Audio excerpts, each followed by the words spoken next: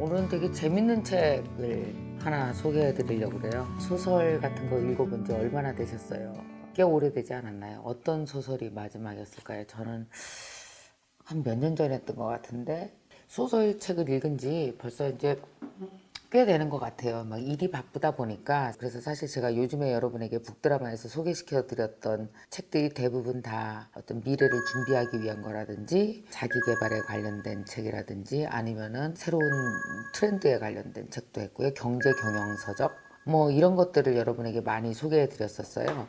문득 여름이 다가오니까 뭐 여름 휴가도 있겠고 그래도 여름 휴가 때는 경제 경영서적보다는 소설이 최고 아니에요? 이렇게 그래도 누워서 읽으면 쭉쭉 넘어가잖아요. 소설은 참 좋은 게 뭐냐면 읽을 때 연필이랑 포스트잇이 필요하지 않아서 좋은 것 같아요. 막 이렇게 막 줄치고 메모하고 외우고 막 도표 만들고 이럴 일이 없고 한 장을 읽기 시작하면은 끝까지 쭉 읽게 되잖아요. 그래서 저는 이런 생각했어요. 이 소설 읽으면서 아이들에게 글을 읽는 연습을 한다면 소설이 좋겠다. 왜냐면 궁금해서 300페이지를 따라가잖아요. 근데 요즘에 우리가 어떤 종이책을 300페이지까지 쭉 따라가는 거, 200페이지 따라가는 게 진짜 어렵거든요. 그래서 책을 읽는 훈련이 잘 안 돼 있는 사람이라면 소설로 시작하는 것이 좋겠다라는 생각을 했어요. 저도 이 책 읽는데 얼마 시간 안 걸렸거든요. 쭉 따라가면서 읽었는데 그 소설이라고 하는 것은 문체의 매력도 있고 그 다음에 그 문장과 문장 사이에서 나를 들여다볼 수 있기도 하고 드라마틱한 그 주인공이 내가 되기도 하고 이런 경험을 할 수 있어서 좋은 것 같아요. 그 중에서도 오늘 제가 여러분과 함께 한번 이런 소설 어때요? 라고 이제 소개해드리고 싶은 책이 되게 재밌는 책인데 디즈니의 악당들 시리즈로 나오는 책입니다. 거울아, 거울아, 이 세상에서 누가 제일 예쁘지? 왕비님이요, 백설공주님이요. 아마 이게 여러분들 다 기억이 나실 겁니다. 그죠? 다 기억나죠? 근데 우리 그 백설공주라는 책을 읽어보면요. 주인공이 누구예요? 백설공주죠.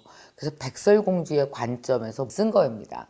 근데 이 소설은 정말 재미있게도 세레나 발란티노가 이 책을 썼는데요. 여러분 혹시 이런 거 궁금해 본 적 없어요? 도대체 이 여왕은 어디서 갑자기 툭 나타난 거야? 원래부터 마녀였다고? 그럼 태어날 때부터 마녀였을까? 아니면 세상에 뭔 일이 있었나 이 여자한테 어렸을 적에? 그래서 마녀가 됐을까? 그러면 왕은 그냥 마녀랑 결혼한 거야 그러면? 속인 거야 왕을? 그럼 왕은 그렇게 눈이 없나? 자기 아이에 대해서 아버지로서 책임도 없어? 어떻게 그렇게 여자를 몰라보고 결혼할 수가 있어? 뭐 이런 여러 가지 의문들이 좀 들지 않아요? 사실은 이 세레네 발렌티노의 호기심은 여기서 시작된 겁니다. 과연 마녀는 처음부터 마녀였을까? 그 여자한테 과연 무슨 일이 일어났던 것일까? 그래서 마녀의 관점에서 이 이야기를 쓴 거예요. 재밌는 건 이 이야기를 읽다 보면 마녀를 이해하게 돼요. 거기서 우리의 모습도 찾게 돼요. 사람이 저렇게 누군가를 심하게 질투를 하거나 여러분 질투해 본 적 있죠? 질투?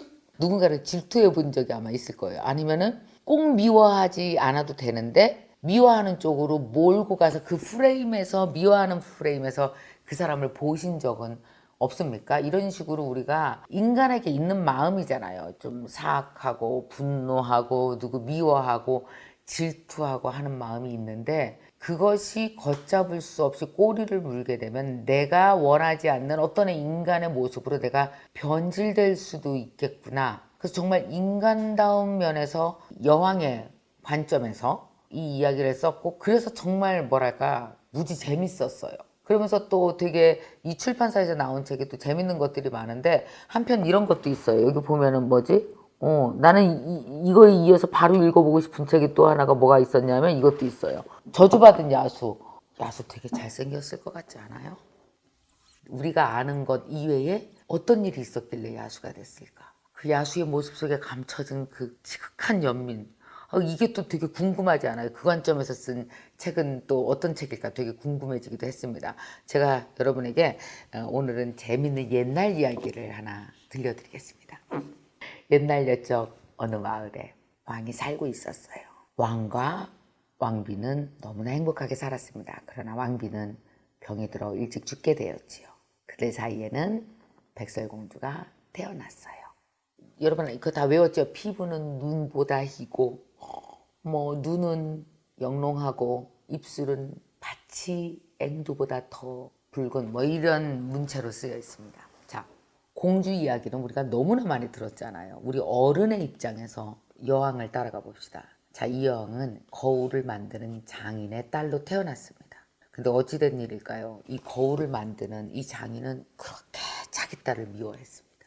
훗날 왕의 아내 백설공주의 새어머니가 될 이 여자는 거울 장인의 딸로 태어나서 온갖 추모와 학대와 구박을 받고 자랐습니다. 아버지는 이 예쁜 자기의 딸에게 끊임없이 말했어요. 네 얼굴은 저주받았어. 넌 왜 이렇게 못생겼니 얘가. 너는 지금도 누가 너를 열 몇 살로 보겠냐. 넌 지금도 늙은 마개 할망구 같아. 이런 식의 저주를 끊임없이 딸한테 퍼부었습니다. 정상이 아니죠. 내 정상이 아니게 된 이유가 또 있습니다. 이 아버지의 거울 장인 여왕의 아버지는 정말 아리따운 여자와 결혼을 했어요. 그런데 문제는 뭐냐. 이 여성이 아이를 원했는데 아이를 낳음과 동시에 자기의 사랑하는 아내를 잃었습니다. 그래서 아버지는 머리가 돌아버린 거예요. 너 때문에 내 사랑하는 아내가 죽었고 너는 저주받은 딸이야. 그래서 어렸을 때부터 잘못도 안 했는데 그냥 쥐어받고 때리고 엄청나게 구박을 하면서 없는 사람 취급하면서 이 딸을 키웠단 말이에요. 어느 날 이 딸이 우물에서 이렇게 물을 깃고 있는데 그때 마침 왕의 행차가 있었어요. 왕은 한눈에 이 여자한테 반해버린 겁니다. 왕이 와서 이야기합니다. 넌 진짜 이뻐. 이 여자는 왕이 장난치는 줄 알아요. 거짓말이야. 왕이 얘기합니다. 나 다시 돌아올게. 널 보러 올게. 하는 순간 딸은 생각합니다. 왕이 날 보러 올 리가 없어. 내가 얼마나 못생겼는데. 나 같은 걸 누가 좋아해? 근데 거짓말처럼 왕이 왔어요. 그리고 그 왕이 온 날은 마침 이 아버지가 죽은 날입니다. 딸은 아버지가 돌아가시는 날 손을 잡고 아버지가 자기에게 미안하다고 말할 줄 알았어요. 근데 아버지는 끝까지 넌 진짜 못생긴 애다. 네가 내 인생을 망쳤다라며 딸을 저주하면서 죽습니다. 그러나 이 딸은 아버지는 잃었는데 정말 자애롭고 너무나 잘생기고 이 여왕의 표현으로 뭐라 그러냐면요. 마치 아이돌처럼 잘생긴 우리 TV에 나오는 막 이민호 같은 사람처럼 광채가 확 나고 막 다리가 길고 막 엄청 멋있었대요 왕이. 근데 이런 왕이 자기를 사랑하니까 얼마나 신이 났겠어요. 그래서 왕비는 궁에 들어가자마자 결심합니다. 나는 이 남자를 위해서 헌신할 거고 나는 이 남자를 너무나 사랑할 것이며 그리고 이 사람의 딸인 백설공주도 나는 너무나 사랑할 거야. 그리고 실천에 옮깁니다. 더 웃긴 건 뭔지 아세요? 처음부터 왕비가 백설공주를 싫어한 게 아니었다는 거예요. 너무 예뻤어요. 우리 이쁜 아기새 뭐하냐. 오히려 왕이 백설공주를 야단치면 백설공주를 막 안아주면서 엄마한테 와 엄마한테 와 이러면서 너무나 아이를 사랑한 거예요. 왕은 계속해서 전장으로 출정을 합니다. 갔다 올 때마다 왕은 굉장히 피폐한 얼굴로 돌아와요. 결국 왕은 전쟁에 나가서 그 전쟁 속에서 죽게 됩니다.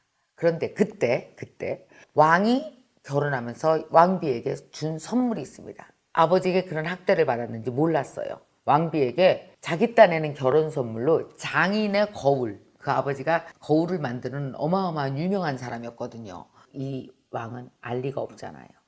왕이 선물한 거울이 왕비의 방에 걸려 있었습니다. 그리고 왕은 죽었습니다. 어느 날 왕비는 자는 중에 이상한 소리를 들어요. 이거 무슨 소리지? 봤더니 거울에서 소리가 나는 거예요. 얼마나 소스라치게 놀라서 부들부들 떨었죠. 아버지의 목소리예요. 근데 그런 것 같기도 하고 아닌 것 같기도 해요. 거울이 꼬십니다. 왕비를. 네가 알고 싶은 모든 걸 내가 다 얘기해 줄게. 네가 궁금한 모든 걸 내가 얘기해 줄게. 왕비는 처음에는 거부했습니다. 거울을 몇 번을 깨부셨어요. 왜 여기까지 따라와서 왜 나를 괴롭히느냐고. 근데 나중에 왕비는 점점 거울에게 기대게 됩니다. 자기도 모르는 사이에 기대게 돼요. 궁금한 것들을 물어보기 시작하죠. 왜냐? 기본적으로 왕비는 자존감이 매우 낮은 사람이었습니다. 어렸을 때부터 아버지한테 너무 학대를 받고 자란 거죠. 자신감이 없었어요. 누가 자기를 예쁘다고 해도 전혀 믿지 않았었거든요. 그렇지 않아. 나는 예쁘지 않아. 나는 언젠가 금방 늙어버려서 마귀처럼 되고 말 거야. 어느 날 거울이 얘기해줘요. 네가 이쁘다고. 기대기 시작합니다. 누가 제일 예뻐? 거울이 얘기합니다. 당신이 제일 예뻐요. 그럼 안심해요. 누가 제일 예뻐? 그랬더니 당신 시녀인 베로나가 제일 예쁘다고 하는 순간 왕비는 부들부들 떨죠. 불안에 떠는 겁니다. 두려웠어요. 처음엔 분노가 아니고 두려움이었어요. 그래서 결국 왕비는 베로나를 죽여버립니다. 그러다가 나중에 자기가 제일 예쁘다 그래서 안심을 했더니 이제는 백설공주가 점점 성장을 하게 되니까 세상에 백설공주가 제일 예쁘다는 거예요. 때마침 왕자가 나타납니다. 나는 늙어가고 나는 왕도 잃었는데 백설공주는 저렇게 젊은 남자로부터 사랑을 받아? 내 눈앞에서 그런 일은 일어날 수 없어. 저걸 어떻게 해야 하지? 생각하고 있는 중에 누가 나타나느냐? 왕의 친척인 새 마녀가 나타납니다. 새 쌍둥이 마녀가 나타나요. 그러더니 여왕의 불안한 마음을 이용합니다. 너 불안하지? 너 지금 힘들지? 우리가 마법을 가르쳐 줄게. 그래서 마법에 관련된 책을 지하에다가 두고 갑니다. 여왕은 불안감이 극도로 치솟은 어느 날 지하 감옥으로 내려가서 새 마녀가 두고 간 책을 펼칩니다. 거기에는 각종 마술이 다 적혀져 있는 거예요. 그래서 그 마술을 익히기 시작했어요. 자기를 지키기 위해서였던 거죠. 백성들은 왕 때문에 너무 슬픔이 짙어서 왕비는 나오지 않는 거라고 생각했어요. 왕비는 사랑했던 백설공주와 점점 멀어집니다. 백설공주는 너무 슬펐어요. 우리 엄마 왜 이럴까? 그러다가 어느 날 젊은 왕자가 백설공주에게 관심을 보이기 시작한 날부터 왕비는 완전히 휙 돌아버립니다. 두려움이 뭘로 변했을까요? 바로 표적이 있는 분노로 변하기 시작한 거예요. 왕비는 어느 날 자기 자신이 되게 무서운 사람이 돼가고 있다는 것도 깨달아요. 내가 이렇게 질투를 하다가는 나는 진짜 사악한 사람이 되겠구나. 스스로 자기의 사악성을 인지하고 불안해하기도 합니다. 그러면서 가끔씩 따뜻한 인간의 감성, 인간적인 감성이 느껴질 때 행복을 느끼기도 하고 혹은 되게 불안하게 자기가 분노했을 때는 자기 자신조차도 자기를 믿을 수 없을 만큼 아주 불안에 떨기도 해요. 그러나 자기 방어를 위해서 이 사람은 분노의 에너지를 누군가를 파괴하는 데 쓰기 시작합니다. 결국은 백설공주를 죽이기로 작정을 했죠. 사냥꾼에게 시켜서. 근데 사냥꾼이 백설공주를 살려줍니다. 마녀는 결국 난장이의 집으로 찾아가서 백설공주에게 독이 든 사과를 먹여요. 백설공주는 그 자리에서 쓰러졌죠. 난장이들이 마녀를 추격합니다. 마녀는 막 도망가는데 여기서 마녀의 모습은 어떤 모습인지 여러분 기억나십니까? 노파의 모습이었잖아요. 노파의 모습을 원래대로 복원하는 해독제가 없어요. 그걸 뒤늦게 마녀는 깨달아요. 그리고 마녀가 늙은 몸으로 막 숲을 향해서 도망가는데 두 갈래 길이 나타납니다. 하나는 절벽이고 하나는 숲이에요. 숲으로 가면 길을 잃게 되겠죠. 언제 그 길에서 미로 같은 길에서 언제 빠져나올 수 있을지 몰라요. 굉장히 고생스러운 길이 될 거예요. 그러나 살 수는 있을 겁니다. 또 하나는 절벽입니다. 그리로 달리면 반드시 죽어요. 과연 이 소설에서 왕비는 두 갈래 길에서 한 길을 택해야 됩니다. 자기가 망쳐놓은 자기 인생. 과연 왕비는 두 갈래 길에서 어느 길을 택했을까요? 읽어보시기 바랍니다. 이거를 읽으면서 제가 여러분 참 소설 속에서 인간의 심리, 인간의 성장 과정을 보다 보면 가끔씩 우리는 누군가를 떠올리기도 하고 어떤 상황을 그려보기도 합니다. 왕비가 파괴된 이유는 뭐였을까요? 어렸을 때부터 아버지로부터 받은 학대가 그 원인이었던 것 같아요. 넌 왜 이렇게 못생겼니? 이런 말을 끊임없이 듣고 자라면서 자기에 대한 확신이 없었던 거예요. 왕비에게 거울은 뭔지 아세요? 자기로부터 들을 수 없는 대답을 누가 해주는 거, 거기에 매달려서 살았던 거예요. 거울을 끊임없이 쳐다보면서 내가 어떤 사람인지 계속 물어봤고 그 사람이 좋게 얘기해주면 좋았고 그 사람이 나에 대해서 비판하거나 아니면 다른 사람이 더 예쁘다고 하면 확 무너져 버린 거예요.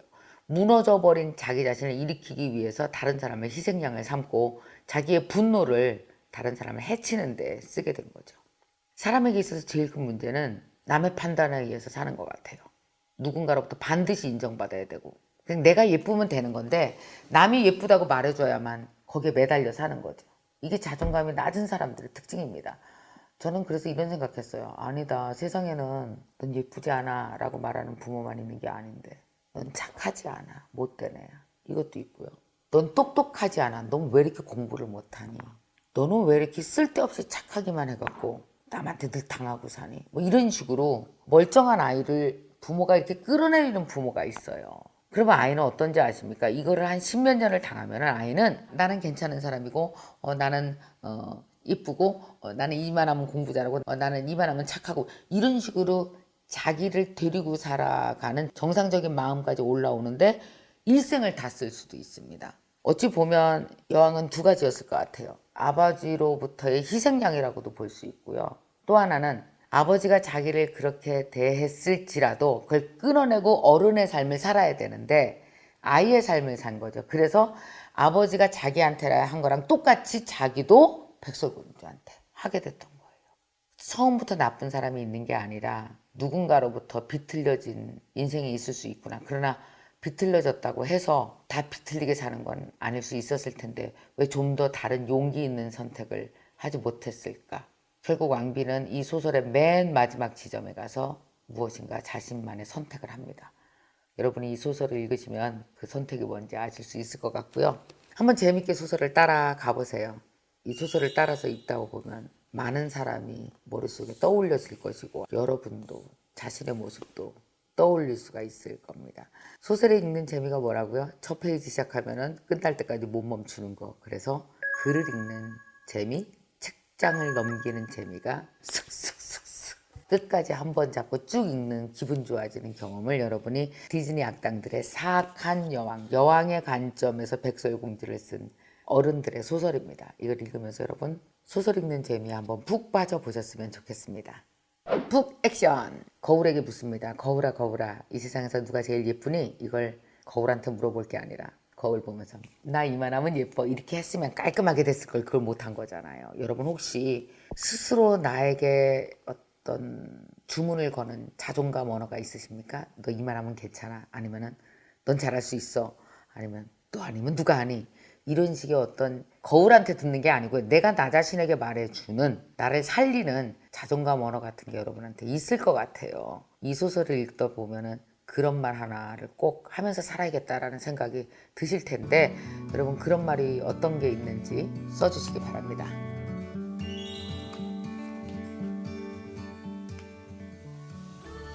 미혼 엄마들에게 물어봤었거든요. 아이가 가장 읽고 싶은 책이 뭐냐 신청해라 그랬더니 엄마들이 목록을 다 써주셨어요. 그래서 저희 위북 프로젝트가 6월 초에 미혼한 부모들, 미혼한 엄마들에게 책을 보내드렸습니다. 얼마를 보내드렸냐고요? 무려 400권을 보내드렸어요.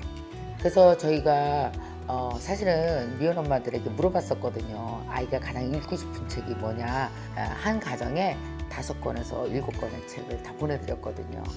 자, 그래서 미혼 엄마들에게 감사 후기가 엄청나게 올라오고 있거든요. 여러분 한번 먼저 보시죠.